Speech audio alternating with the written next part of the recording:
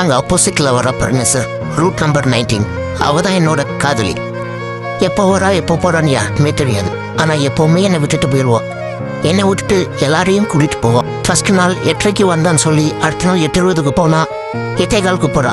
சரி 8:15 வரான்னு 8:15 வந்தா 8 மணிக்கெல்லாம் போயிடுறா.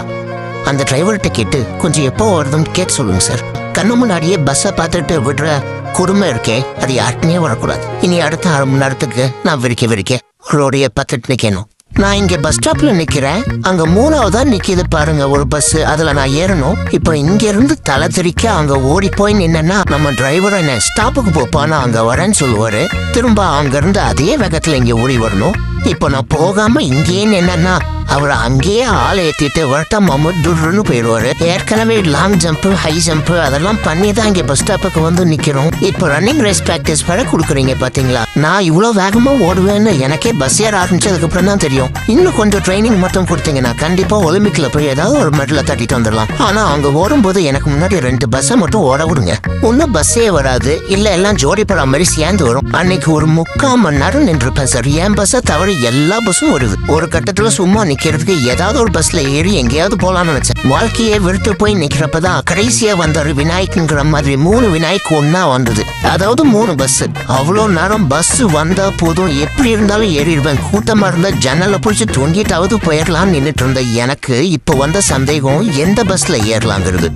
திருன்னு முடிச்சுட்டு முன்னாடியும் பின்னாடியும் ஓடிட்டு இருந்த கேப்ல முதல் 2 பஸ்ஸை எடுத்துட்டாங்க. ஒரு வழியா கடைசி பஸ்ல ஏறிட்டேன். இதுல ஹைலைட் என்னன்னா 3 பஸ்ஸுமே ஸ்டாண்டிங் தான். நான் பரவாயில்ல 3/4 மணி நேரம் கழிச்சு 3 பஸ்ல ஒன்னு ஏறிட்டேன். எனக்கு அப்புறம் பஸ் ஸ்டாப் வரவங்களுக்கு இனி அடுத்த 3 நாளைக்கு பஸ் வராது. அதாவது என் பஸ் வந்தாலே நான் கண்ணு தெரியாம அதை விட்டுட்டு நிற்பேன். அதுல குறுக்க இந்த தூசி கொண்டா அப்படின்னு இந்த டயர் டிராவல்ஸ் தூக்கிட்டு வந்து நிக்கிறீங்க. ஏன் முன்னாடி இந்த கேப் இருக்கீங்க, அதையும் மறைச்சிட்டு நிக்க வேண்டியதுன்னு அப்படின்னு மனசுல தான் நினைச்சேன். உங்க ஆசைப்படியே நடக்கட்டும்னு வந்து நிறுத்திட்டாங்க. ஏற்கனவே லோக்கல் பஸ்ல இருக்கிற டிஜிட்டல் டிஸ்பிளேல என்ன நம்பர் ஓடுதுன்னே கண்டுபிடிக்க முடியல. 80 வயசு பாட்டி மாதிரி கண்ணு சுருக்கி தான் பார்க்க வேண்டியதா இருக்கு. அதுவும் தூரத்துல இருந்து பார்க்கும்போது நீங்க மனசுல என்ன நம்பர் நினைக்கிறீங்களோ அதே மாதிரி எனக்கு தெரியும். பக்கத்துல வந்தாதான் தெரியும் அது வேற நம்பர்னு. சரி எங்க போதும் ஊர் பேரை படிக்கலான்னு பார்த்தா எழுத்துக்கூட்டி படிக்கிறதுக்குள்ள பஸ் எடுத்துட்டு போயிடுறாங்க. இப்படி எங்களுக்கே ஆல்ரெடி 1008 பிரச்சனை இருக்கு ப்ரோ. இதுல நீங்க வேற புதுசா ஆட் ஆன் சர்வீஸ் அதை சேர்க்காதீங்க. நான் பிரைவேட் டிராவல்ஸ்ல புக் பண்ற அன்னைக்கு அண்ணா கொஞ்சம் வெயிட் பண்ணுங்கன்னு சொன்னா டயர்ல சுடுதண்ணி ஊத்திட்டு கிளம்புவீங்க. இன்னைக்கு நான் டவுன் பஸ் பிடிக்க நிக்கிறேன், முன்னாடி கடையை போட்டு நிக்கிறீங்க. இந்த பஸ் எதுக்கு ஓடுது யாருக்காக ஓடுதுன்னே தெரியல. பாதி நேரம் ஆளே இருக்காது. டிரைவர் மட்டும் தனியா சென்னை சுத்தி பார்த்துட்டு இருக்காரு. கண்டக்டர் கிடையாது, ஆன்லைன்ல புக் பண்ணணும்னு சொல்றீங்க. ஆனா ஒழுங்கா ட்ராக் கூட பண்ண முடியல. நான் என் ஃப்ரெண்டு கிட்ட சொன்னேன் இப்படி காலியா போறதுக்கு ஒரு 4 பேரை கூட்டிட்டு போலாம்டா அப்படின்னு.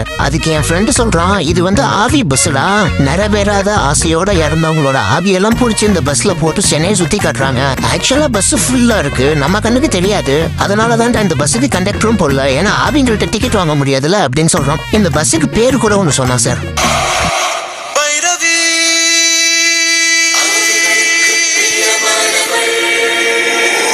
ஊருக்கு வந்த புதுசுல எந்த பஸ்ல ஏறுறதுன்னு தெரியாம நின்னுட்டு இருந்தேன். 95ல ஏற சொன்னாங்க, ஆனா அது வரவே இல்ல. கடைசியா 91 வந்துச்சு. சரி 4 நம்பர் தானே வித்தியாசம், ஒரு பாதி தூரமாவது போக்கும் அந்த பஸ் போறதுல அப்படின்னு நினைச்சு ஏறிட்டேன். இப்படி நானா நினைச்சதுக்கு ஒரு வார்த்தை கேட்டிருக்கலாம், கூச்சப்பட்டுட்டு கேட்காம ஏறிட்டேன். ஏறின அடுத்த செகண்டே பஸ் யூட்டன் போட்டாங்க. கண்டக்டர் வந்து எங்க போகணும்னு கேட்டாரு. நான் திருன்னு முழிச்சிட்டு நின்னேன். அடுத்த ஸ்டாப் கொடுங்கன்னு சொன்னேன். அந்த ஸ்டாப்புக்கு பேர் இல்லையான்னு கேட்டாரு. தெரிஞ்சா சொல்ல மாட்டேன் நான் மனசுக்குள்ள நினைச்சிட்டு இருந்தேன். கில்லாடி கண்டக்டர் என் மொழியை பார்த்து கண்டுபிடிச்சிட்டாரு. என்னப்பா ஆச்சு, பஸ் மாதிரி ஏறிட்டியா, பரவாயில்ல சொல்லு அப்படின்னு அரவணைப்பா பேசினாரு. அவரை நம்பி நானும் ஆமா நான் சொல்லினால் ஒரு பொருட்பலா இதுல ஏறிட்டேன்னு சைலண்டா ஒரு கதை சொன்னேன். அடுத்த செகண்ட் அவர் அங்க போறதுக்கு ஏன் இந்த பஸ்ல ஏறணும்னு கத்தி சிரிக்க ஆரம்பிச்சிட்டாரு. சுத்தி இருந்த எல்லாரும் சிரிச்சாங்க. கண்டக்டருக்கு சிரிப்பே வரலாம்னு கஷ்டப்பட்டு சிரிச்சாரு. ஏன்னா சுத்தி இருக்க லேடிஸ் முன்னாடி தனக்கு ஹீரோவா காட்டிக்கிறதுக்காக. அந்த அசிங்கத்துக்கு அப்புறம் இப்ப எனக்கு வெக்கம் கூச்சம் எதுவுமே கிடையாது. எல்லாரும் முன்னாடியும் பஸ் எங்க போகுதுன்னு சத்தமா கேட்டுட்டு தான் ஏறுவேன். இதுல கூச்சப்படுறதுக்கு ஒண்ணுமே இல்லைன்னு தெரிஞ்சுக்கிட்டேன். ஏன்னா பஸ்ல போற பாதி பேருக்கு தன்னோட பஸ் ஸ்டாப்பை தவிர வேற எதுவுமே தெரியாது.